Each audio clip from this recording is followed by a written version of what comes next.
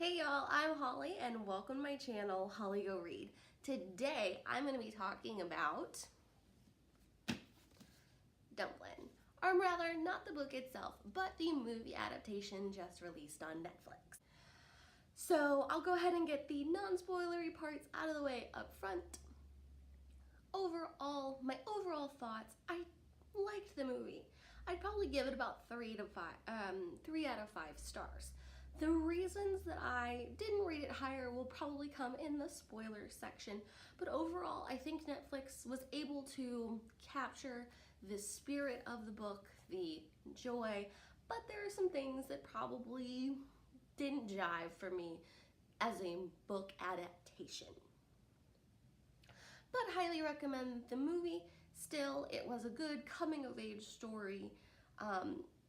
But having read the book, I don't feel like they hit all of the notes that they should have. But if you are looking for a more heartwarming, again, coming of age story about a girl who self-describes as fat, this might be a great movie for you. It definitely deals with those ideas of growing up and in some ways handles the girl-on-girl competition better than the book.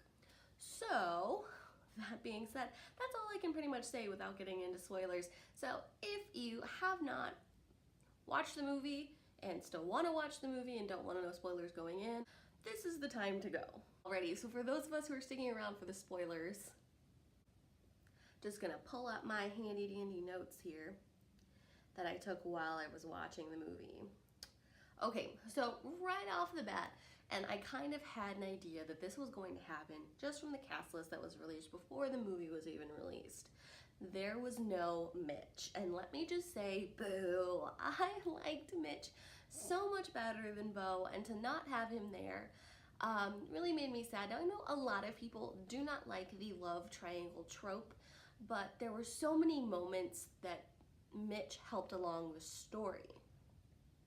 He created a good counterpart to Bo because Mitch was popular, but he was also bigger. So people questioned that relationship less, which made Willadine question the relationship less, or rather made her think that this is the relationship she should be in, rather than one where she'd been with Bo. Also, Mitch was just such a little sweetheart gentleman, and I really wanted to see that in the film. And I didn't get it, and he also was a very supportive friend that I feel like that was kind of lacking. I feel like because there were some of these absences, you didn't get the real arc with Willadine and her change of opinion. So that was a little disappointing to see. And okay, another thing that kind of screwed with her arc there, they completely messed with the Bo timeline. In the movie, they only kiss once. And then at the end, they kiss a grand total of twice. So they don't follow the same timeline as the book, where Bo and Willadine were basically together a whole summer, and then school hits and she's like, I can't do this anymore. That didn't happen. They were already in school when they kissed for the first time. They never talk about Bo not being able to go back to his private school because of his leg injury and his brother being mad at him about that. They never talk to the adults who were such great side characters in this book. That was really disappointing because you have nothing about Bo other than his suckers. You get nothing about who he is, and I didn't really feel any connection or chemistry for Willadine and Bo in the movie because they had no backstory. It was just, oh, we're sitting in a truck. Okay, we're sitting in the back of a truck. I'm gonna kiss you now. And like, it felt really out of left field. I don't feel like they did a good enough job setting up that back work. And, you know, again, because they didn't have the history of that entire summer together, I don't feel like they had enough for that moment where he tells her, I'm sorry for whoever made you feel unbeautiful, but you're beautiful to me. Yeah, I did not like how they handled the romance elements of the book. I don't feel like they put in the groundwork. I feel like all of the attention was put on the pageant, which to me wasn't really the point. It should have been a lot more about Willadine's change, which the pageant was just kind of the thing that the change happened around, not what caused the change. Maybe others don't agree with me. Let me know what you think. Oh, and this one kind of makes me mad. So, Hannah is Hispanic. Like, that's canon. Her name is Perez, and they cast a white girl. Now, I go back and forth with blind casting. You know, cast whoever's best for the job. But when it's an original work. But because this is a book, it was canon that she was Hispanic. I even want to say that she was Dominican. So I want to say she was like Afro Latino. I tried to thumb through the book and see if I'm remembering that correctly. But Hannah did not match what I was picturing at all. Also, because they skipped things like more of their conversations, just the Hannah and Willadine conversations, the sleepover, you really don't get a lot from Hannah. You just get this kind of stereotypical feminist,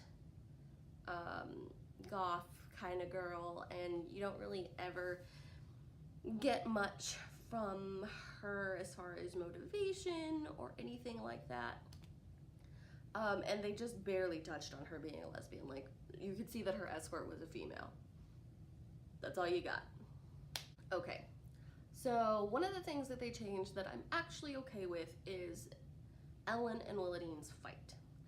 I thought it was pretty juvenile in the book. I mean, yes, they are teenagers, but they managed to play that down in the movie.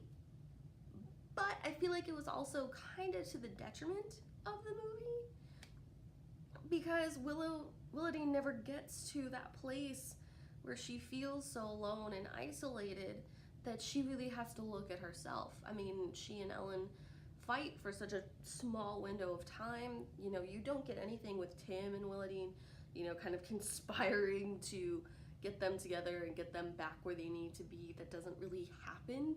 I think Tim has like 2 seconds on screen. But by the same token, the girl-on-girl competition, the girl-on-girl hate being written out of the movie, more or less, is probably a better decision, honestly, because we all know that that trope needs to die. Because they don't really touch on Ellen and Tim's relationship, we don't get Willadine finding out that Ellen and Tim have had sex. So we miss out on that sex-positive moment that Julie Murphy wrote into the book.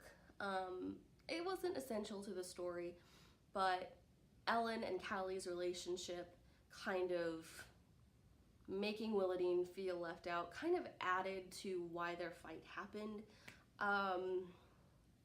So like, I see it, but it made me sad.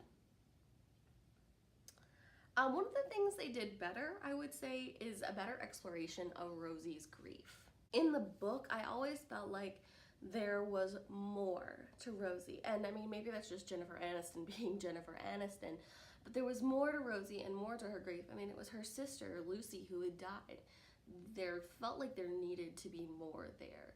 And I feel like Jennifer Aniston and the Netflix interpretation of Dumplin was able to give Rosie that more fleshed out grief.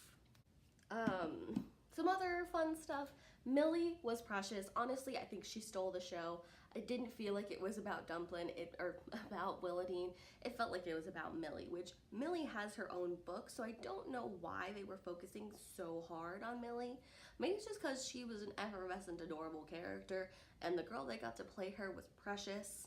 I don't know, but so many of my favorite lines were cut out, even surrounding Millie. Like, there was one, it was something to the effect of,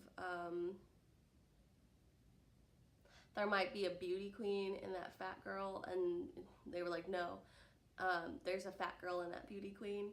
That was left out. Some of the others, like, I don't want it to be brave, I want it to be normal, about Willadine competing. There were just a lot of, like, really good, like, mm, in the feels lines that were just like not there. But let's be real, this was not meant, I think from Netflix's interpretation, it was not meant to be an in the feels, make you learn something kind of movie. It was very much whimsical and fun. I mean, the drag club scenes were hilarious and just effervescent fun.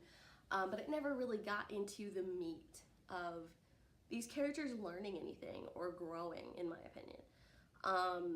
So from a book to movie adaptation, I don't feel like they did a great job. As a standalone movie, it's a fairly good movie. It's not my favorite movie, but it's a fairly good movie. All in all, the characters were very cute. I feel like they stayed true to the overall tone of the book. Just didn't get into that nitty gritty. And I understand in movie adaptations, you got to cut some things out. I mean, it was an hour 50 movie, so not the longest movie. But this isn't, that thick a book either. Like, I feel like there were a lot of things that were left out that really could have, and in my opinion, should have made it into the movie. But again, I'm going to stand by that 3 stars. It wasn't, like a terrible adaptation. Like, the worst adaptation I've ever seen is Blood and Chocolate. Don't ever watch it. I mean, it's nothing like the book. Yeah, I think that's all I have to say on that for now.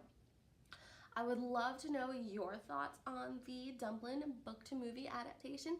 Let me know down in the comments if you want to fight me out on any of the things that I had to say, or if you can correct me on anything. Happy to have it. Thank y'all so much for watching. Again, I am Holly, and go read.